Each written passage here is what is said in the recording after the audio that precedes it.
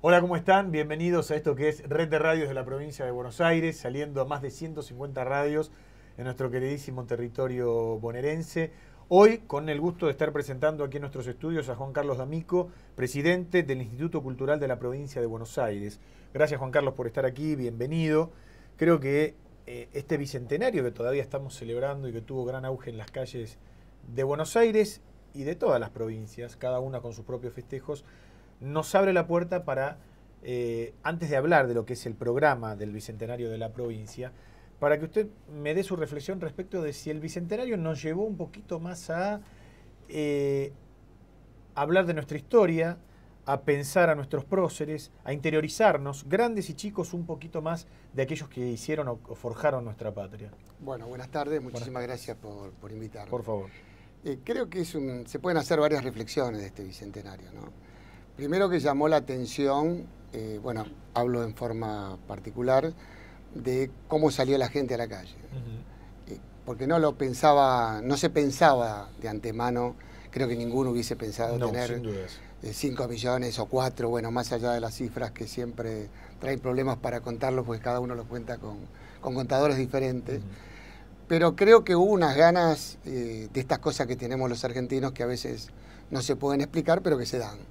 Porque no había nada externo, es decir, que nos junte. Sí, ni tampoco había banderías políticas. Exactamente, no había banderías políticas, no había un mundial, no había nada de lo que históricamente hace que la gente vaya. Y tampoco sabían lo que iban a ver, porque después fue creciendo, porque todo el mundo se enteró del nivel que había en cuanto a la programación que se hizo y en cuanto a las cosas excepcionales que se vieron, pero el primer día que había alrededor de 700.000 personas, nadie sabía que iba a ver. Así que era el solo hecho de querer participar de alguna forma. El resultado general creo que colmó todas las expectativas, creo que es una gran satisfacción como argentino que toda la población haya salido a festejar. No se dio solamente en la ciudad de Buenos Aires, lamentablemente todo pasa por el obelisco, sí, pero hubo grandes festejos no solamente en el interior de la provincia, sino en todo el país. Lo importante es que esta constante sigue estando, ¿no? Yo a veces tengo cierta precaución. Sí, que esto no haya sido que no queda claro, ¿no? Como que esas ganas, después de tantas pálidas, salen a festejar y después esto no traiga correlación con lo que procede cada uno en sus lugares o en su vida personal, de enriquecerse con la historia para, creo que uno cuando entiende el pasado tiene mejor armas para el presente y para el futuro. Sí. Y lo digo porque siempre hay un hecho que a mí me llama mucho la atención, que es la Feria del Libro. La Feria del Libro promueve 1 millón, 1,5 millones de habitantes que van a verla. Todos los años aumenta la cifra, pero cuando uno hace a fin de año la síntesis de lo que la gente lee, no aumenta la cantidad de libros en relación a los que van a la Feria del Libro. Sí. Si uno de afuera ve todo este movimiento, da la sensación de que es un país muy lector. Y cuando uno va a la división de los que leen, es muy poco los libros que se leen por año. Sí. Quiero decir que a veces nosotros somos tenemos mucha voluntad para los festejos y después quedamos en eso, ¿no? Claro. A lo mejor ahora no se va a producir alguna vez porque alguna vez tiene que cambiar. Sí, además en el contexto de la búsqueda siempre del acervo cultural, de saber quiénes somos, porque siempre está la discusión latente, ¿no? Si descendemos, nuestros antepasados descendieron de los barcos o muchos tienen que ver con aquellos que ya poblaban este territorio. Me parece que la identidad argentina se fue forjando a partir de este hito que fue 1810, pero esto lo hablábamos antes de empezar la nota. El revisionismo histórico y a veces extemporáneo de hechos que han ocurrido hace que se generen ciertas confusiones respecto de quiénes son los verdaderos próceres que de alguna manera dieron el primer paso en lo que después, bueno, terminó siendo parte de nuestra cultura popular, ¿no? Totalmente de acuerdo, porque aparte el revisionismo, la misma palabra lo dice, no es que la revisión es la verdad, la revisión es una forma de revisar algo que pasó y también lo están haciendo humanos y también lo están haciendo con una visión subjetiva, diferente de lo que pasó en ese momento. Es decir, cualquier hecho se pueden hacer dentro de 100 años 10 lecturas diferentes de lo que pasó este 25 de mayo. Sí. Y todas las lecturas van a ser válidas desde el elemento que pase uno desde la posición que tome uno para analizar. Exactamente. ¿Y por qué lo digo? Y ya después vamos a ir a lo que es hoy su actividad que encabeza en la provincia de Buenos Aires. Pero me gustaría cerrar esto, me parece muy importante, porque algunos comunicadores hablaban de lo que significó el festejo del centenario de la Argentina, el 25 de mayo de 1910, poniendo a nuestro país en un sexto lugar en el concierto de las naciones en cuanto a la riqueza, a lo que generaba. Que esto no se condecía con lo que el habitante, el ciudadano argentino recibía y con la no conformación de gremios y castigos que había para aquellos que se atrevían a levantar un dedo en contra del patrón. Pero era otra Argentina. Otros dirán, es la que venía de Mitre, Sarmiento, Avellaneda, Roca, y otros dirán, sí, pero todavía no había pasado ni Irigoyen ni Perón, que fueron las dos personas más importantes del último siglo, que le dieron derechos a los trabajadores. Por eso, ¿cuál es la persona que nosotros tenemos que destacar, aparte de la consabida primera Junta Nacional, o San Martín, si se quiere? Creo que es muy difícil la síntesis. Y ciertos comunicadores, y no es una crítica a los comunicadores, sino una crítica a todos, a los funcionarios, sí. A los comunicadores, el cual me incluyo, porque yo también estoy haciendo acción de funcionario.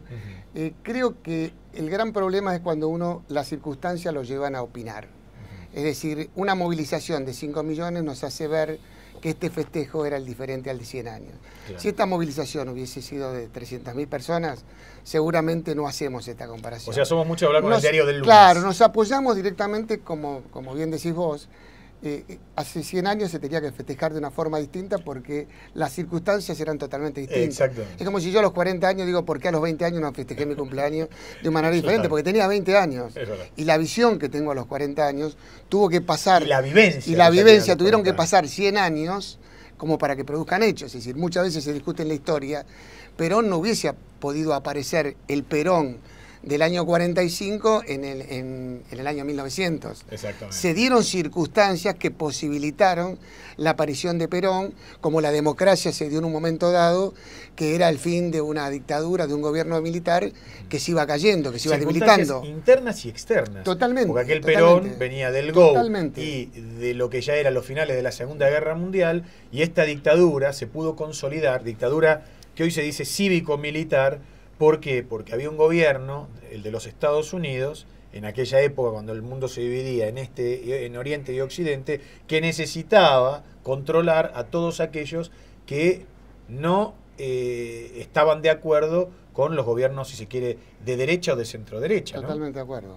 Es un poco lo que decía Ortega, la famosa frase de Ortega es yo y las circunstancias, ¿no? Y creo que la historia es eso, es el momento y las circunstancias que se dan.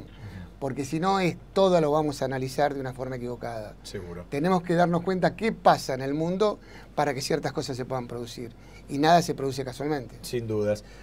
Juan Carlos, ¿qué es Puertas al Bicentenario? Entiendo, es un compendio de actividades que tiene que ver con el disfrute de la gente y también con esto que usted hace inherente a la cultura, en este caso en la provincia de Buenos Aires. Bueno, nosotros tenemos una política que diseñamos con el gobernador Scioli, con Sebastián Berardi, que es el secretario ejecutivo que me acompaña desde la época del Senado, que lo conocimos a Scioli, y que hicimos como 4 puntos especiales o 4 objetivos en una política cultural. Primero partimos de la base, porque venimos del campo académico, en el sentido que cultura es algo que tiene que trascender a los funcionarios, y más una política cultural. Los funcionarios somos aves de paso, que empezamos y terminamos, siempre se sabe que termina en 4, en 8, de acuerdo a las circunstancias, y si uno no hace políticas para largo plazo, la cultura no puede tener ninguna aceptación. Creo que a veces cometemos el error de que creemos que todo empieza con nosotros, y la gente tiene que satisfacerse de los productos que hace el Estado, de la promoción que hace el Estado, a través del tiempo.